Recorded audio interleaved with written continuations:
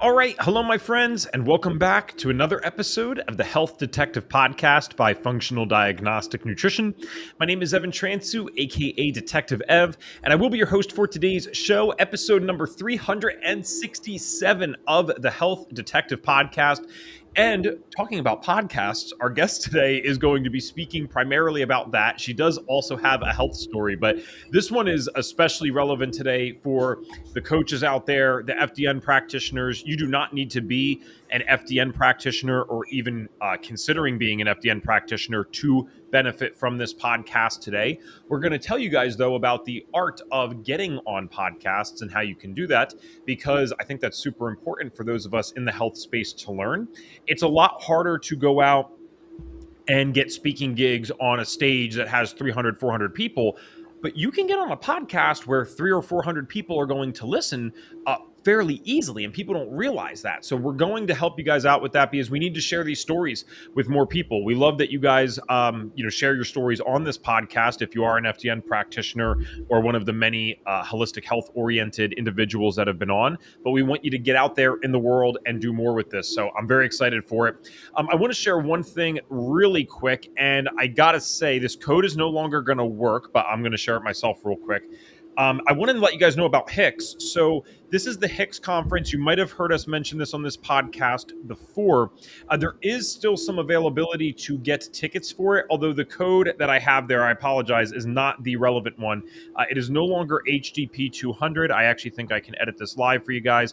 It's now FDN 100. So Jeremy Maleka, the guy who is hosting the HICS conference, did say that we have a permanent $100 off discount now up until the day of the conference, assuming that there would still be tickets. And so that's HICS-live.com. Thank you, Tracy. HICS-live.com.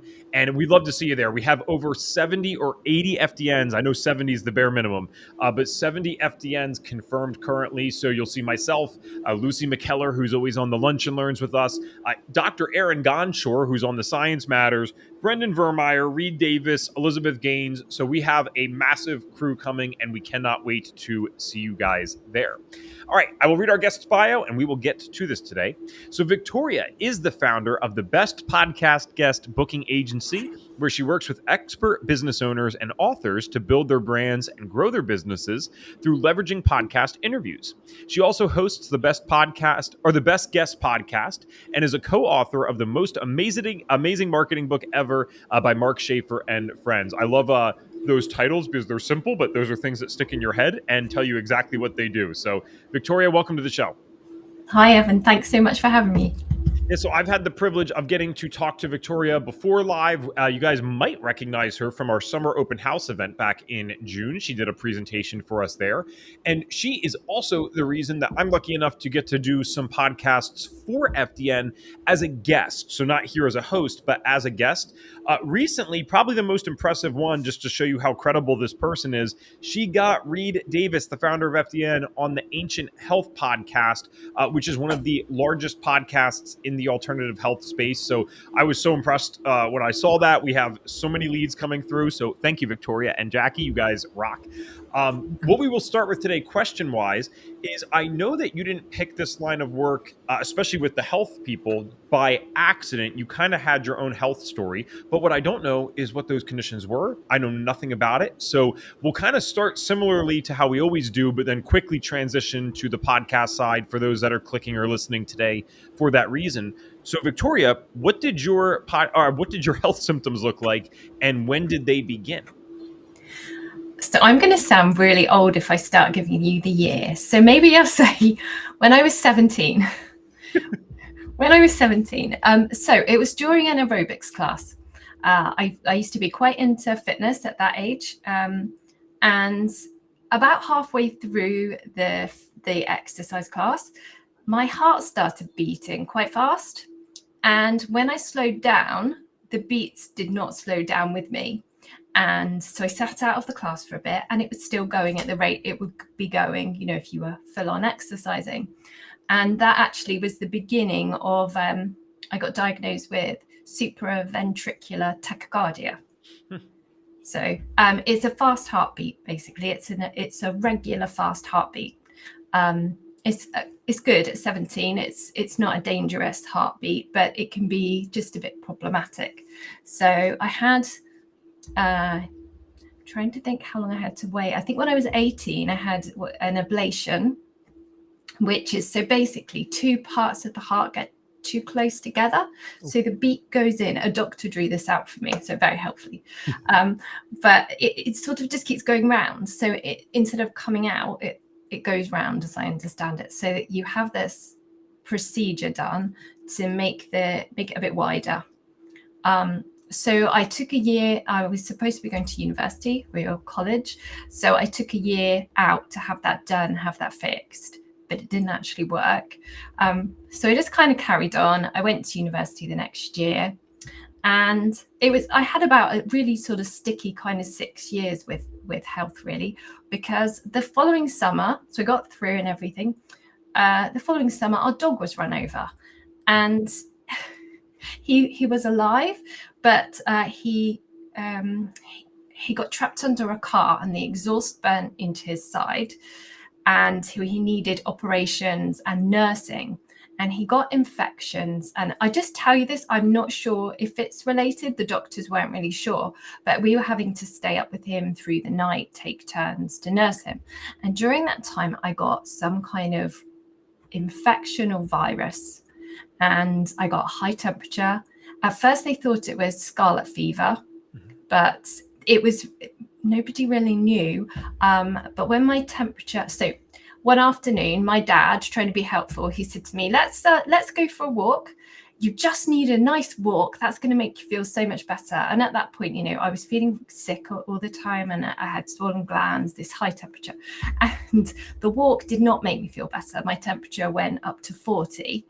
So my mum called the doctor, and the doctor sent me to hospital. So I was in hospital for about 3 weeks having all these tests, and they still really didn't know what the cause was. They never found, I don't know if I was tested too late, I don't know.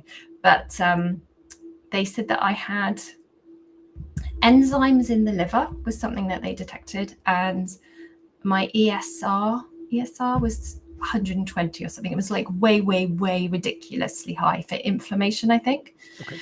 So what that began was, after I was discharged from hospital, the doctor sort of said a throwaway remark. Now, don't rest, just don't go home and just sit, because you're going to end up with one of these like post-viral fatigue syndrome, something like that, And I thought, what's that? And anyway, so as soon as I could, I was like, right, I'm going to go out for a walk. I'm going to get my fitness back. And then I went for this walk. We live near a bird reserve. It was about half an hour walk, which I used to be able to do fine. And then I was just floored for sort of 2 days. And I did have post-viral fatigue syndrome, which went into chronic fatigue syndrome. And at that time, so we'll just say at that time, so I was 20 by this time, I just wasn't getting any better. And there wasn't a lot of help in this country for that. So I was seeing the GP, they were doing the tests, they were just telling me that I had, my inflammation levels were high, and to just go home and rest. But I just wasn't getting any better. And all my friends had gone back to university. I couldn't go back to university. So my mum booked me an appointment with a homeopath. That was the nearest kind of, alternative to a doctor that we knew of at the time. And he was great. I knew I had some food sensitivities before, but he emphasized the importance of not having those foods at that time with my inflammation levels and everything. He identified vitamin deficiencies, and he identified that I had a parasite. It's lovely, the trichinosis. I had a lot of leg pain at the time, so he gave me some remedies for that. And I did my own research on the internet, which again was fairly new at this point. And I found some research in America by an American doctor, which was about, I think they call it pacing now. So it meant doing, say, 5 minutes of reading, 5 minutes rest, 5 minutes of activity, 5 minutes rest, and then you gradually build it up so that you're not in that position like I was, where I went for the walk and then couldn't do anything. But it was a really gradual process of seeing homeopaths working on my lifestyle and just when you're 20, you're not always, well, I wasn't maybe the most sensible. It meant I couldn't go out with my friends late and, all that kind of thing. Wow. And Yeah, you really are one of us here because you've been through. It's not about ever the symptoms, it's about this experience that's very unique to this space where you go to get help, not really thinking twice about it, and then you realize, wow, this system's not fully complete. And it's not fully equipped to deal with some of the things that I'm dealing with. I'm actually, though, I will say I'm impressed about the post-viral fatigue syndrome thing. I've never heard about that anytime on this show, 367 episodes in. So I don't know if you guys were maybe a step ahead with that type of stuff, because that sounds like a blanket term for something that is very self-evident nowadays, right? You have things with Lyme, you have things with COVID where especially with COVID in particular, everyone thought this idea of like long COVID was something new. And I'm sitting there, I'm like, well, no, there's been people for years that have been talking about getting Lyme or something else, and they felt like crap years later. COVID was just one of the widespread ones that we saw a bunch of people getting affected. So on one end, I'm glad it brought light to that issue. But on the other end, I'm like, we've been telling you guys this for years. Why are you not listening? So the good news here is it sounds like, even if they couldn't have answers, it sounds like everyone was still always like respectful of what you were going through and actually trying to help, right? Like you don't seem like you were getting like gaslit by the medical system or something. Yeah, no, I wasn't gaslit. They just didn't really know what to do with me. I think there was just such little research into this, and it was really holistic health practitioners who were able to take it on from there. When I was kind of told, we're sorry, you're not well, we'll do some blood tests, but we don't really know what to do. It was them who had more of the advice that I actually needed to help. And in the end, I was given a remedy when I was stronger. I was told I had to be strong enough. They gave me, it was a homeopathic remedy of snake venom when I was 23. And the homeopath said to me, it's probably going to make you feel unwell for a couple of weeks. But the idea is that it strengthens your immune system. It kind of makes it fight back. And that was it. That's what happened. And I don't. That did work. Good. I'm it glad did work. You're here with us. I felt crummy for a couple of weeks, and I would say after that, I was good. And I also had a second ablation on the heart, and so it was all kind of interspersed in that time period. But yeah, I learned a lot about nutrition, what to eat. Obviously, for my heart, things like stimulants are not good. No caffeine. Adrenaline can be a bit problematic, but otherwise, then that's so. Yeah, it gives me a lot of sympathy and interest in holistic health. So that's cool. I think that's important for someone to have. And I know we both have a mutual friend, Pam, who does marketing here at FDN. And I've always respected her, but she didn't come into our world of FDN knowing a bunch about this, but she's always had such genuine empathy for everyone and really has listened. And that's all we can ask for. I don't want anyone to go through this stuff, but if someone can come in with an open mind and say, yeah, why are these people so passionate about this, that they're starting companies and doing all this stuff? That's pretty cool. So again, I do these interviews all the time, and that's like a unique story that I've never heard before. And that's why we need more people getting on podcasts. So I'm almost asking you like two origin story questions back to back. We focused on the health. Let's get into the podcasting side.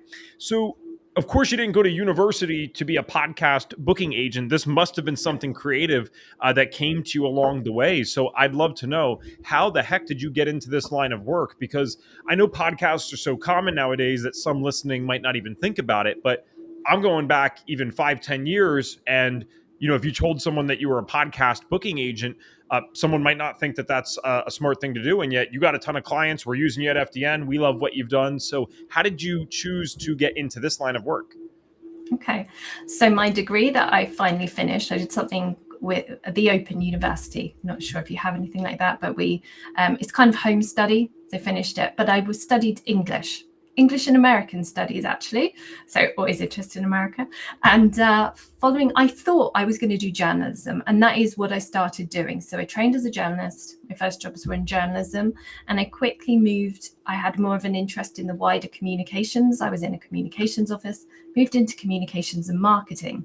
So then fast forward to when podcasts existed, I was doing a marketing course to update my skills. And one of the modules talked about podcast interviews. As it in terms of actually the way to get the word out about your book, because it was really centered around authors. So I was working with a couple of authors at the time, and I suggested we tried it as part of their marketing. Mhm. And also somebody else that was taking the course posted in our group that he needed someone to book him on podcasts. So I said, I'll try. So that's how it started. But what I wasn't prepared for was the results that people were going to have. So take him, for example, he worked in leadership, and he was reporting that he was getting speaking gigs. A couple of times when I pitched, he got job opportunities. So he just got consulting work straight off the pitch. And can you come and deliver some webinars? He's exactly what we're looking for.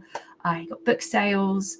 And I thought, this is great. I really enjoy doing this. I enjoy getting the results in for my clients. And then when I was pitching podcasts, some of the hosts were coming back saying, oh, could you do this for me? So that's how it started. Very cool. And guys, this is powerful stuff because you have to remember there's going to be small podcasts and super large podcasts. And I look at podcasting as almost a pyramid. I suppose a lot of business and finance is this. But what I mean by a pyramid is, the vast majority of all the downloads are going to be at the top. That's why getting on a podcast like the one you just had read on, that's huge. Again, that's top of the pyramid in the alternative health space. But most of us are not running multi-million-dollar a year courses like FDN. In fact, most of us that are probably listening to something like this are coaches or consultants for health that if we're doing anywhere from 70 to 200K a year, that's fantastic. That's exactly what we set out to do in this, and we get to do this as full-time work. So you have to remember, if you go on a podcast that only had 50 people listening, right, you wouldn't get more. But if you had a podcast that only had 50 people listening, but you get one client from that, that's highly beneficial because it only took probably about an hour of your time. Now, what's important, obviously, Victoria, is we'll talk about the booking side as well, but let's focus first on how to actually get ready for these podcasts, because I think people, I take it for granted now. I've been doing this for so long that I believe it or not, because you wouldn't know me at this phase, I swear this is true. I had terrible social anxiety growing up. I actually had a problem for about almost a decade where I could not talk to strangers without blushing, like very severely. And it's awful because I'm not the most tan guy in the world, right? So you could see this from like 100 feet away. And so for me to do this now, I don't really think twice about it, but I know people worry about, how do I answer the questions? How long should I take? What do I need to do to prepare? So let's start with this. What do you think? Let's assume they got booked on a podcast again, which we'll touch on later, but how can they start to prepare for a podcast if they know that they got their first interview, they're about to be on one, they're super nervous? What are the certain like must do things to be ready for being a guest? Yeah. So firstly, pay attention to any information that comes from the host. So they might want you to send over your biography, your headshot. They might ask for anything else specific. So make sure that you do that first, because you don't want to get the yes in and then find that they cancel the interview because you didn't send them the information they needed. So I would say, ideally, go a step back to maybe just before you're pitching, and you could put together a media kit for yourself. Just a folder, it could be Dropbox, whatever you use, Google Drive, and just pull in a headshot, right? A short biography, a longer biography. So you've got all this information ready. So when hosts ask for it, you can just send them a link. So it'll make your job easier. If they don't provide you with all the information that you need, it's a good idea to ask, is it going to be audio and video or just audio? Because, if it's going to be video as well, you might want to think about your background. You don't want your dirty washing behind you, and, you might want to make sure you haven't just got out the shower, those kind of things, so you can make the best impression. It's a good idea also to know if the show that you're going to be on is live or if it's edited, because then you're prepared again. So, if it's live, you're not going to get a chance at a redo. But if it's edited and you fluff up your words, that can be good, because the host is likely to let you just start again and they'll cut it out.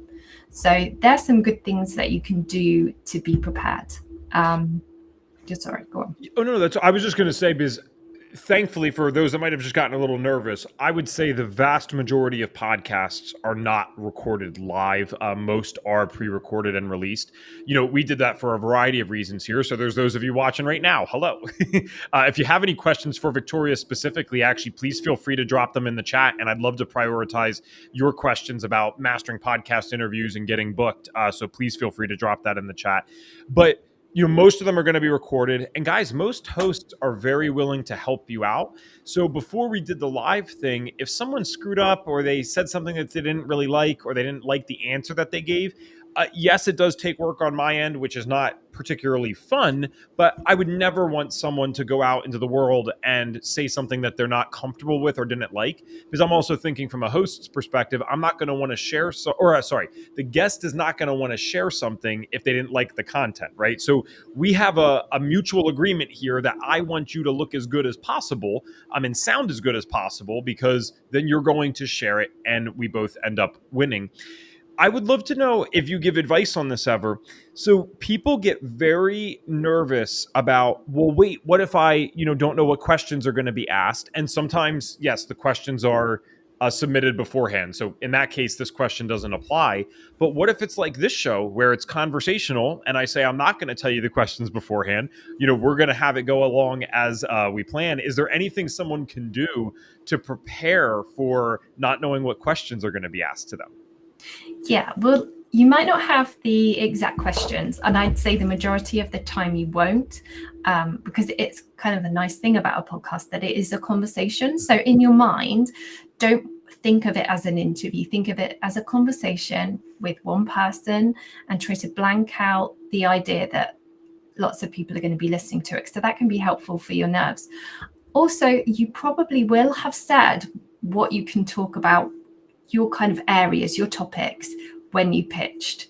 So like for today, we had talked about some things that I can talk about. So I knew broadly sort of where the conversation's going to go. And then what you can do is, it depends how your brain works, but what I would do is write those headers out and maybe put 3 bullet points underneath of what you could talk about beneath that. Break it down. Do you have any stories that you could share around that, or any facts that are relevant? But stories are great because stories are going to make you a memorable guest. So you can do a little bit of prep work. There's nothing wrong with sticking a couple of post-it notes up on your screen that you can glance at, just a couple of bullet points to remind you if you're nervous. Oh, I like the bullet points thing. That could definitely be helpful because it can trigger us. I like also what you said about stories. I think people, they underestimate that because they think people are just coming up with this stuff off the top of their head. And that's not the reality. Like what ends up happening is if you do enough podcasts or interviews, you find that there's going to be a similar theme to the questions. Yes, you're going to get asked something that was totally out of left field eventually. But fundamentally, if we're on health podcasts, let's be honest, we're going to get asked at some point during the show, what were your health symptoms? When did this start? What was your childhood like? What was your, they're going to ask the same question just with different words. So you can practice this yourself and say, okay, if you listen to this one, I ask the same thing every time. What were your health symptoms like and when did they begin?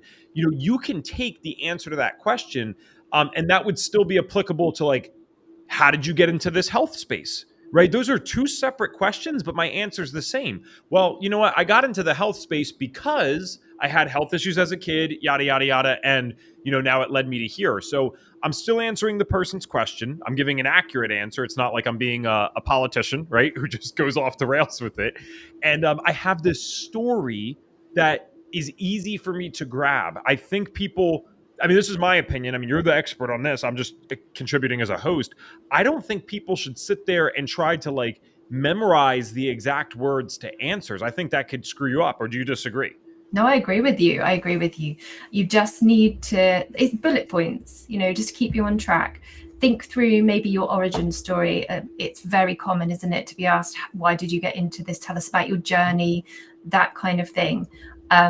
So I would, bullet points, again, your key points and stories to share.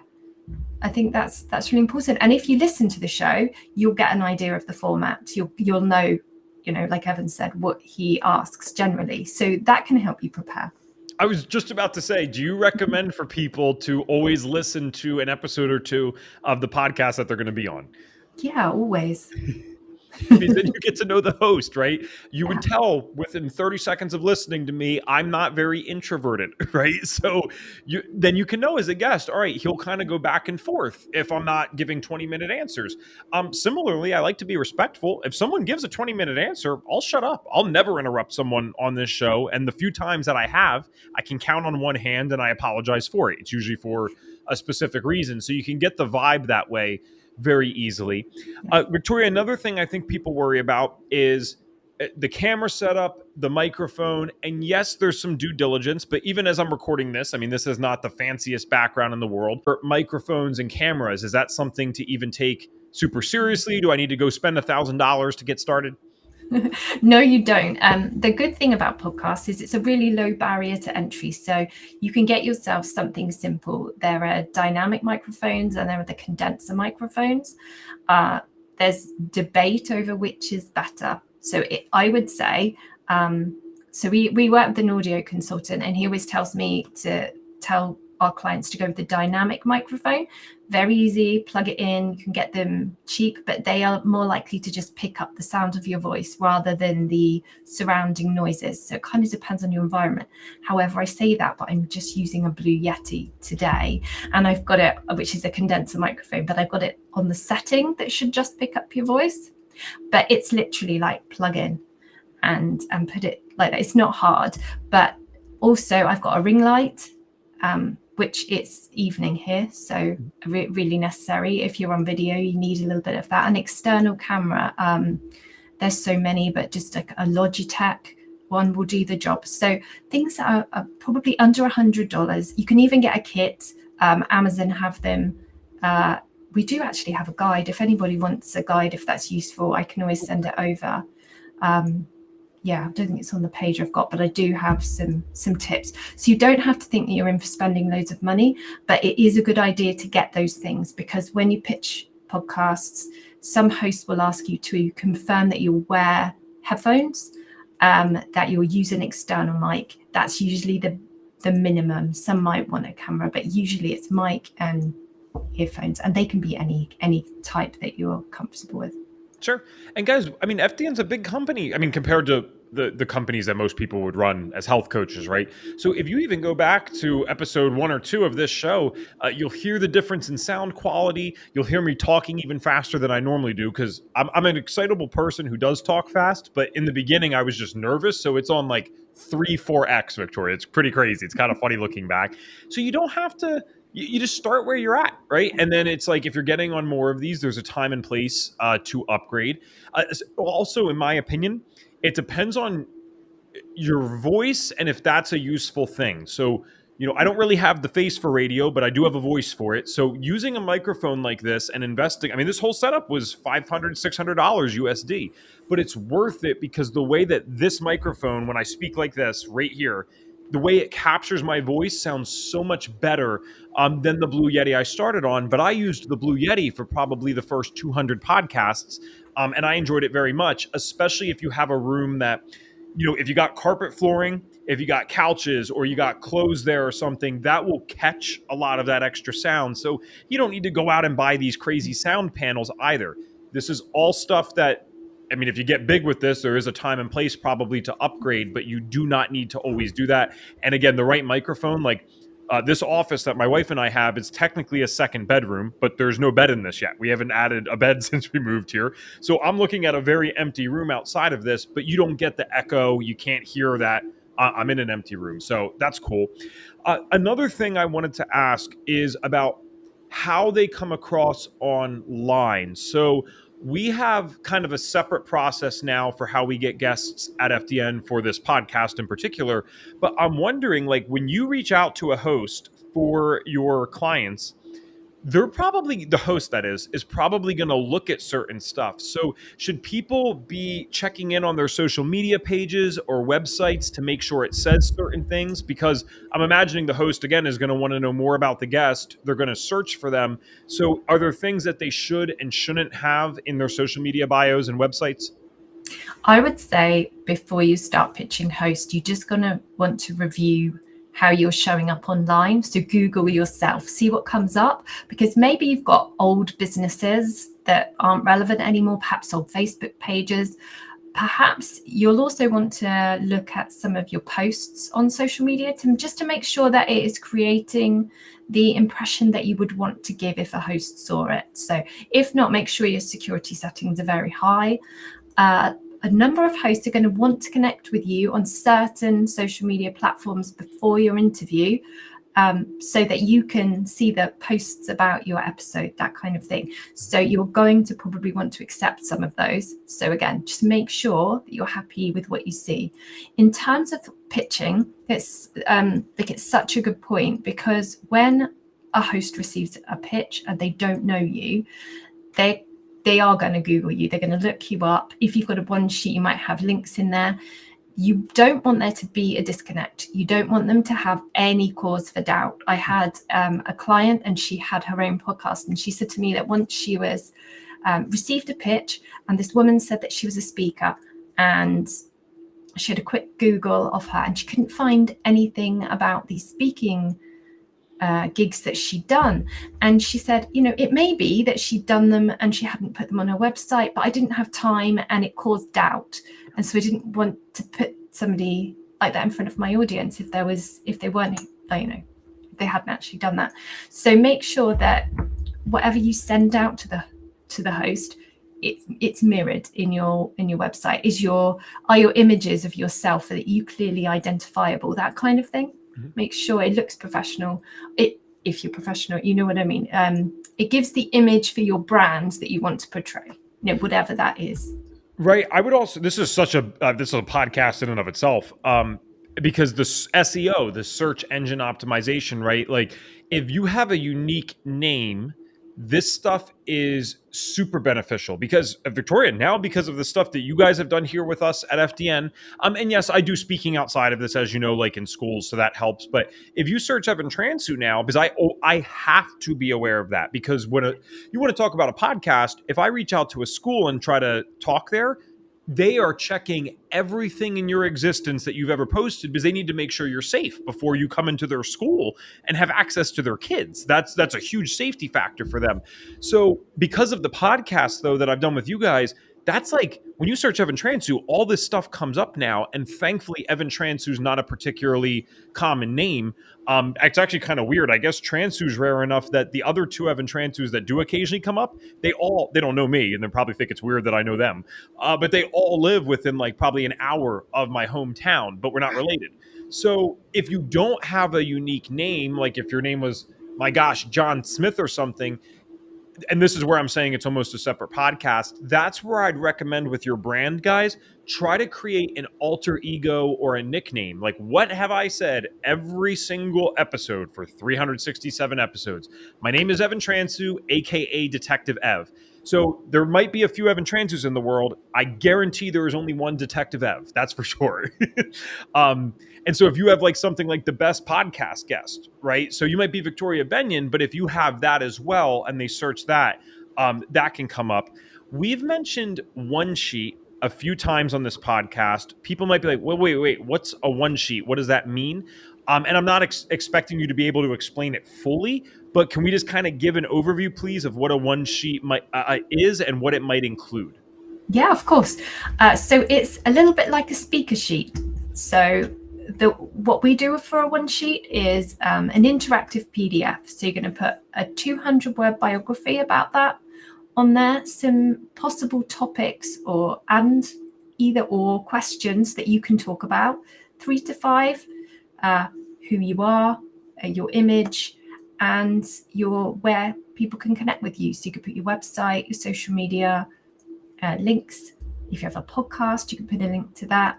And it's just an easy way for the host to have a quick look at who you are and visualize how a podcast episode with you could sound. So it's just making it easy for them. Do you recommend, like, let's say you're the podcast host, right? And I'm the coach that wants to reach out as a guest. Should I be sending that one sheet in the first email, or should I wait for you to respond and then send it, or like just send it on day one? Send it on day one. That's what I would do. You can put a link to it. You don't have to use a one sheet. If you've got, you could have a page on your website where you've got these things. That's fine too. You could do a Google document. It doesn't have to be a PDF. That's what we do. But it's just makes it easy. Also, it can cut down what you need to put in that email, so they've got less to read. And then if they're interested, click here, have a look. Okay. I would totally agree with that because, guys, I'll just be honest. There's people, because we host a podcast, right? So there's people that reach out all the time. And I'm not going to lie, it actually annoys me in the way certain people reach out. Something we didn't touch on today, but let's talk about the research side of actually looking into the podcast. You know what really upsets me? And it's just when I ignore the person that reached out simply because, not because I'm arrogant, but simply because they didn't even take the time to research us. So I have no idea if their guest is actually going to be good. You know what they'll send, because the email that's attached online, it still says Reed Davis and Evan. So they'll be like, hey, Reed, I love your interviews and podcasts. But what they don't know is Reed doesn't do any of the podcasts. So when you send me that, I realize you didn't even take a second to listen to the first 30 seconds of any episode. You could have done any one you wanted, and you would have realized that Reed doesn't actually host the podcast. So then I'm like, ignore whatever. And those are usually some weird emails. But then there's the people that say, hey, Evan, hope you're well. Or hey, Evan and Reed, that's fine. Loved this episode. Thought this part was really interesting. This guest that I represent might be useful. Here's their one sheet. That's when I stick out. So is that another good tip for people, is like actually researching the people that you're reaching out to? Yes, 100%. And I think it's awful, isn't it, when you get these pitches? I've had one from a circus performer, and our podcast is about being a guest on podcasts and growing a business, that kind of thing. So you think, it's probably not the best fit, and they've clearly not listened. So always listen. Yeah, always listen. Mm-hmm. Listen to the show. It's important, because you want to know that you're going to be a good fit for it. You don't want to waste your time. You don't want to waste their time. Yeah. Always listen. And what you said about pulling out parts that, you resonated with, that's good. That demonstrates that you've listened. There's only been, Victoria, without exaggeration, there has literally only been a few people, like maybe 3, who have done that in the last 4 years. And even if I kind of can tell it's salesy, I still at least reach out to those people, because I can tell they really took the time and effort to try to figure this out. Versus the reason the other ones get ignored is not being lazy or arrogant. It's like, okay, so you just reached out. I can tell you have never listened to this podcast one time for even, again, 30 seconds, but now your guest is a good fit. So what does that mean? Like, again, I'm just trying to help people think from a host perspective. That means we don't know yet if this guest is a good fit. So now, indirectly, you're asking me to take the time out of my day to research this guest that I don't know anything about, to see if they're a good fit, because you didn't want to do it. And it's like, no, that's not how that works. And I think the thoroughness that you apply when you're helping people book on podcasts is the reason that Reed gets on so many. I've gotten on so many. I know Jennifer Woodward, when she was working with us directly, she got on a lot. So let's talk about this now, the actual art of booking, because you get us on a ton of podcasts. I know you are like a very humble and not braggy person. So let's have a not humble moment. How many podcasts do you get Reed on average every year? Because I know it's a lot. Oh my goodness. 100? So 100. I mean, guys, imagine if you were able to be getting on 25 a year, or 2 times a week, or 50, or even 1 a week, right?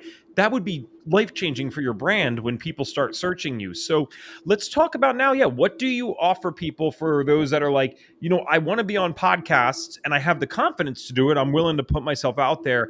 I just don't even know where to start, and I kind of wish someone would do it for me. Well, that person exists. So let's talk about you and your company and how you can help people. Sure. Okay. So we offer a done-for-you service where we book experts as guests on podcasts. But what we do is we actually take care of everything, so that you just have to show up and do the interview. So now you guys are very well established. You have a podcast, so you're very used to showing up. But for some of our clients, they're really new to this space. So as I mentioned before, we work with an audio consultant, and all our clients get this session with him. So he will go through your personal circumstances. I once worked with a trucker, and he was doing podcast interviews. So he's just had some challenges with internet and what equipment he was going to use. So that's why we have these experts who our clients can have a session with and troubleshoot that. We also have a speech coach on board who can help, who can help you come up with how to talk about things in the best way, how to not be salesy. I know we haven't massively talked about that, but to come across in the right way on a podcast interview that makes listeners remember you, makes the host want to publish the episode, all those things. So we also work with a guaranteed number of bookings. So you sign up for a number of bookings. We pitch them. We can put them into your calendar for you. We prepare briefs so that all our clients fully understand background on the show, the host, if there's advanced questions, if it's audio, video, the platform.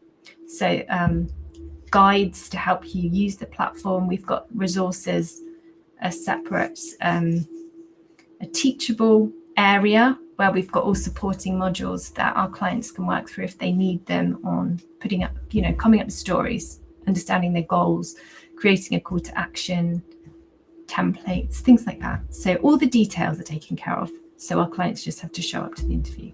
Okay, I knew you guys were good. I didn't know all that other, because again, we've never needed that part, I guess, right? But like, I didn't know that you did all that other stuff. So when I say they spoil you, though, this is like, Victoria, your guys' service, your team's service is the best thing I've experienced since I did speaking for a nonprofit organization.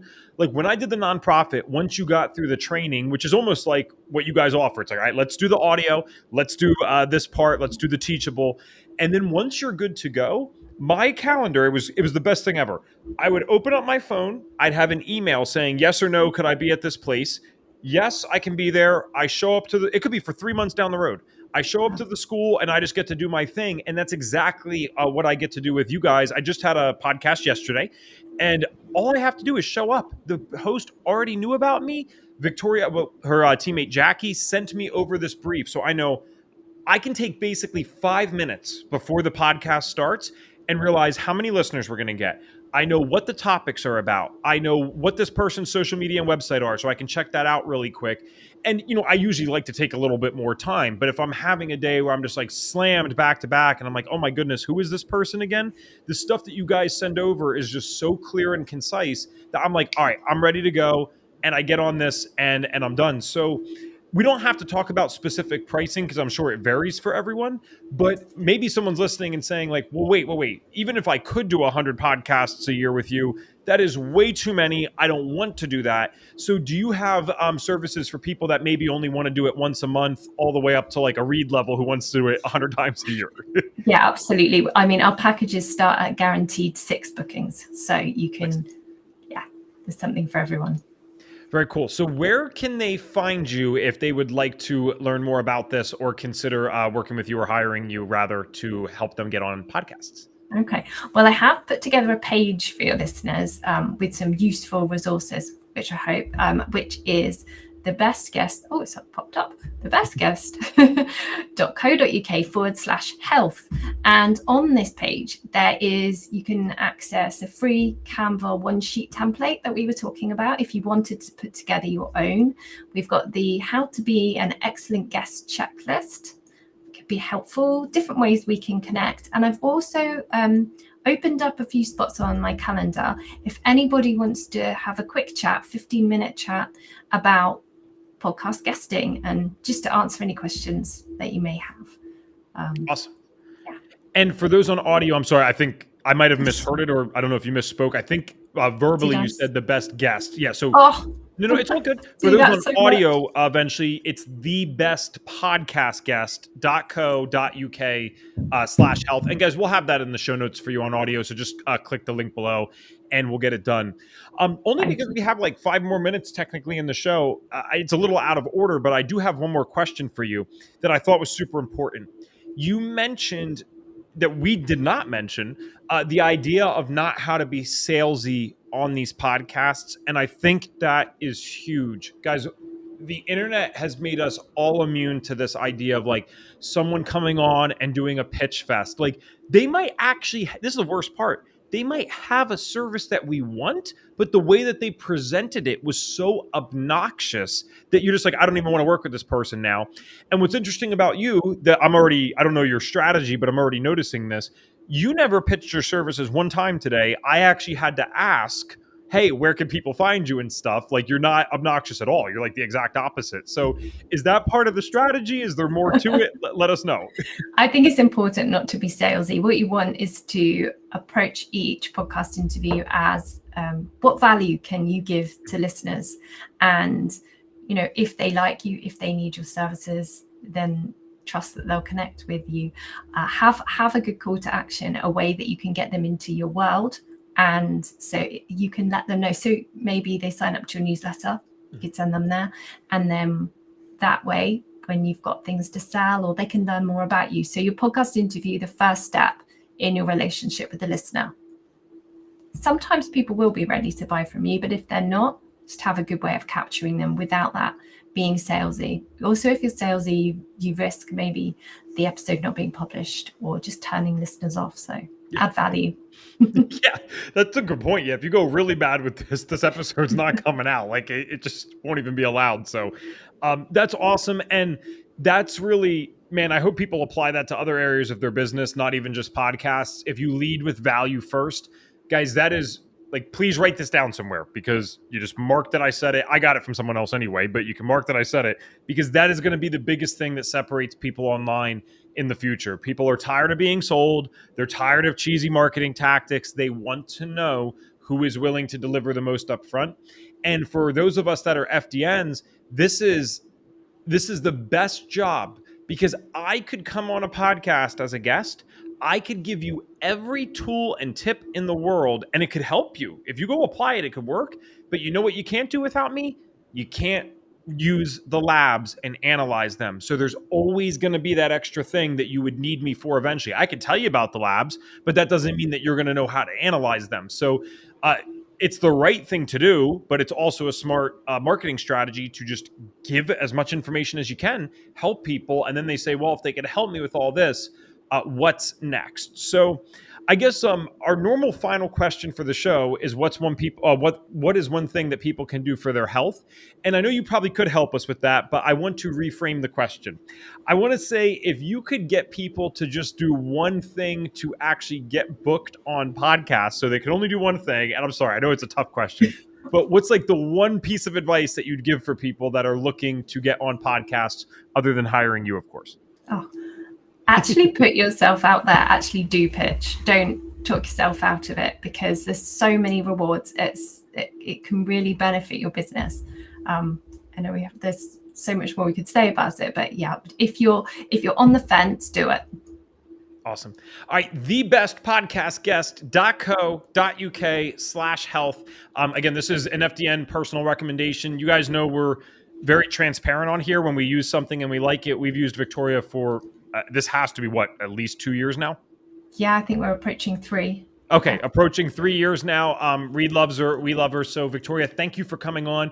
And I really hope that these FDNs or just other health coaches end up reaching out to you, because it ends up being, I think, a really beneficial thing for all of us, because these podcasts need a bunch of guests. So they could have like 10 of our coaches on in a 3-month span, and we could all just kind of swap around and everyone wins. So